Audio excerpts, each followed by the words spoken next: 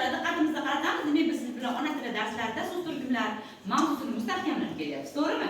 Endi esa mana shu so'z turkumlarni mustahkamlash maqsadida siz bilan ajoyib metoddan foydalanamiz. Diqqatingizni televizorga qaratamiz.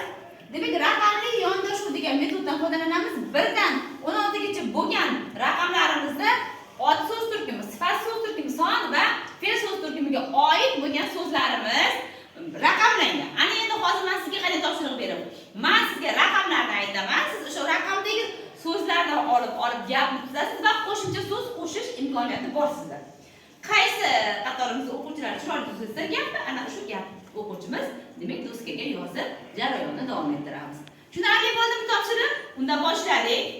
Qarating, raqamlarni aytishni boshladim. 5, 9, 3, 16. Mana shu raqam ostidagi so'zlardan yana so'z qo'shib gap tuzishimiz kerak bo'ladi. Qani? Demak, kim tuzadi gapni? Yaxshi tuzalik eshit. Demak, 5 raqamida kuldi, 9 raqamida Otabek, 3 raqamida birinchi, 16 raqamida esa nordon so'zlariga yana so'zlar qo'shib gap hosil qilishimiz kerak. Qani marhamat? Otabek birinchi nordon limoniga kuldi. Kuldi. Yaxshi, ketdi. Yozamiz doskaga va keyingi raqamlarni aytaman, diqqat qilasiz. 2, 9, 10, 15. Qani gap tuzamiz? Qani? Qani? Kimda tayyor qani? Demak, ikkinchi raqamda mazmunli, 9-chi raqamda Otabek, 10-chi raqamda 5 ta, 15-chi raqamda yozyapti demak so'zlardan olamiz va o'zimiz so'z qo'shib gap hosil qilamiz. Qani? Otabek 5 ta mazmunli gap yozyapti. Juda ham yaxshi. Ketdi. Yozamiz, davom etamiz va keyingi raqamlarni aytaman. Diqqatni qaratasiz.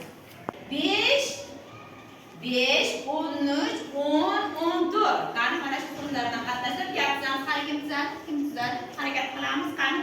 Paxtakor 5 ta o'rik olib kuldi. Demak, 5 ta kuldi, 13 ta paxtakor, 10 ta 5 ta, 14 ta o'rik kuldi. Demak, paxtakor 5 ta o'rikni olib kuldi. Imkoniyat bor, ba'zida so'z qo'shib imkoniyat bor. Yaxshi, yozamiz va doskadagi gaplarni